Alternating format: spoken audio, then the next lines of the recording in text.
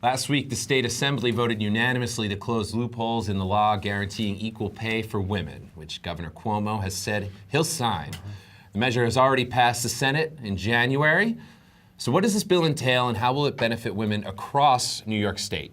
And what needs to be done now for New York to have not just equal pay, but to make progress on other women's issues like safeguarding reproductive health and sexual harassment? To help us measure the size of this victory, we want to welcome Phoebe Taubman. She's the senior staff attorney at A Better Balance. Thanks for joining us. Thank you so much for having me. Thanks for being here, Phoebe. What can you tell us? We want to talk about your organization, A Better Balance, but let's start with this equal pay bill. What can you tell us about the bill that we may not already know? Well, the bill sort of has three major points, and it's designed to sort of give an update to a law that's been in effect for a long time, but has proven to be not as effective as people would like. The New York state law is modeled on federal law that basically says, you got to pay men and women the same if they're working on the same job, same establishment. Right. Seems pretty straightforward. But there were always exceptions to that law. And one of those exceptions was particularly broad, at least as the courts interpreted it. So that basically it said, as long as it's not, a factor, some other factor other than sex that you're determining pay on, that's fine. Well, what is that? I mean, that's sort of a big hole. So they've tightened that exception in this amendment that was just passed a couple of weeks ago to make it really clear that, if there's a pay differential, it's based on a business necessity, that's job related. But the bill also has something that allows people to share wage information without penalty, which is really important because if a woman doesn't know what her coworker is being paid, there's no way for her to actually take action. And then the third piece has to do with damages and making sure there's just sufficient incentive for both women and attorneys to bring these claims and for employers to try to avoid them. So if there's a person who's watching, a woman in particular, who's watching right now, and she's like, you know what, I wonder if I am making less than the guy who sits next to me. We share a cubicle even, and she calls your office. What is the process of finding out and then seeing if it's actionable? Well, so this bill, once it's passed and the governor signs it, it's law, it means she can't be penalized for asking her coworker that question. Because right now, you could actually lose your job for inquiring about someone's pay rate. Right, in certain classes of workers, that is true. And in fact, there was a study in 2010 that found that 61% of private sector workers were discouraged or penalized for sharing salary information. So that's what we're trying to get at. So, we would try to talk her through what's the evidence that she has based on her conversation, based on pay stubs, other things that she's observed in the workplace, and try to help her to figure out whether she has, an actionable claim. And then the Department of Labor in New York is enforcing this law, but it's also a possibility for her to bring her own, lawsuits. So we would try to talk through the strategy on that with her. What are the other women's rights bills that are currently being backed by Cuomo and hopefully will take effect soon? Yeah, so just last week, another piece of this agenda passed, one that we've been working very closely on called pregnancy accommodations. Basically what it means is right now, pregnant women who aren't disabled in any way, but just have health restrictions or their doctors have suggested they avoid certain things in order to keep healthy, they don't necessarily have a right to do that in the workplace before this law was passed. And we heard from so many women who called our hotline who just needed, a stool to sit on while working at a cash register or the ability to drink water or take breaks to rest their feet, and they weren't able to get that. And ultimately, many of them are then pushed out of their jobs.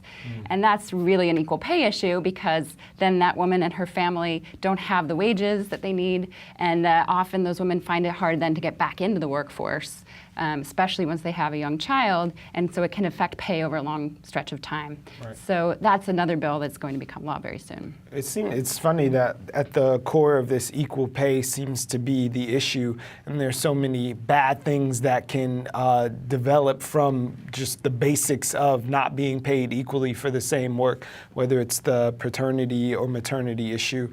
And as we sit in New York now, we still aren't one of the few states in the nation that has a sort of mandatory maternity or paternity leave.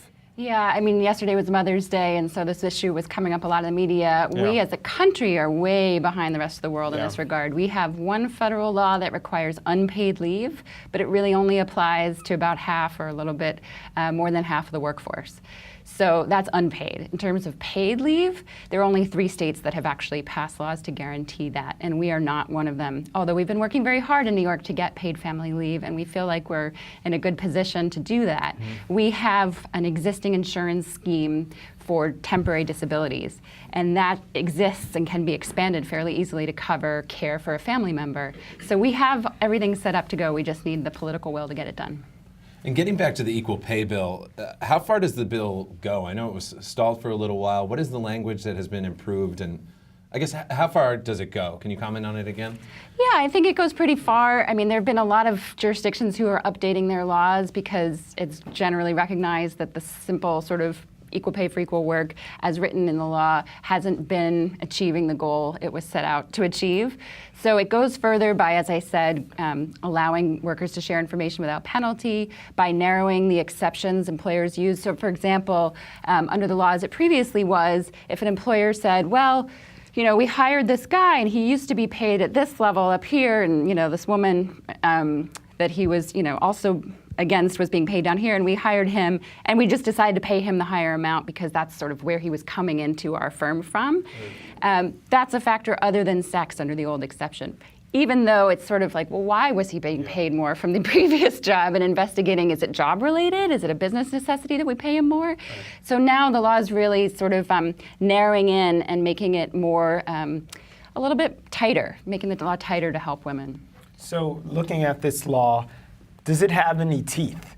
Because we like often hear about laws that change and we're so happy, but if the governor signs this thing, a woman's not going to be able to walk into the boss or the CFO and say, oh, this law passed, raise time for the next pay period. So what are the sort of safeguards to make sure that this really, the rubber meets the road? Well, I think there'll be a lot of public education, hopefully, coming from Department of Labor and the Division of Human Rights, which is the state agency that enforces discrimination laws in New York State.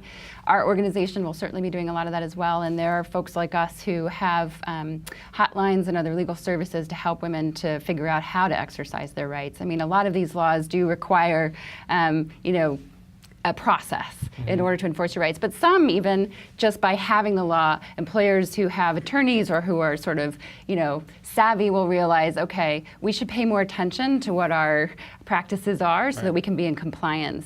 And you know, sometimes just having the official law in the books to be able to show an employer to say, hey, you know, I asked my coworker, he said this, and I think under this law, you know, that's not right.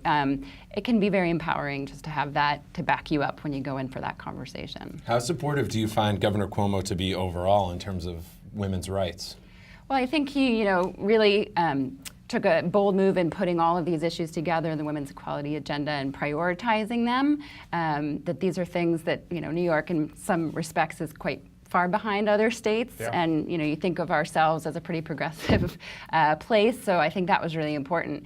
You know, and there's also more we can do, as I said, on paid family leave. That's a huge issue, not only for women, but for men as well, who want to just have time to be able to stay home with a new baby or care for an aging and ill relative. And that's something that's very little cost to employers as it's presently constructed, the proposal. And as we said, California, Rhode Island, New Jersey have all done it, and New York's been poised to do it for a long time. So I think that's another area where he could be really supportive. So let's talk about this sort of cultural divide, because we know City Council member Gail Brewer started this fight for paid sick leave in New York City, which became law. And there seems to be a sort of shift between paid sick leave as thinking of like low-wage workers and folks who, if they miss a day, they miss a lot and their employers are mad. But this seems to be a more white-collar sort of paid sick leave, where it's more of a, the equality and the paternity, the family leave seems to be a more corporate, white-collar, professional concern. So does that help move the ball down the field a little bit further for them? Well, it's interesting. These issues that we work on at A Better Balance, we really see them spanning across, you know, the economic spectrum. And sick leave, paid sick time, really is an issue that, for the most part, higher earning workers get paid sick time, Right. and it's not normally something that they have to worry about, Right. whereas lower wage workers were not getting that rate. Paid family leave, it's true across the board that most people don't have it. Yeah. Some higher earning workers do, but it's in that regard, it's more widespread as a problem.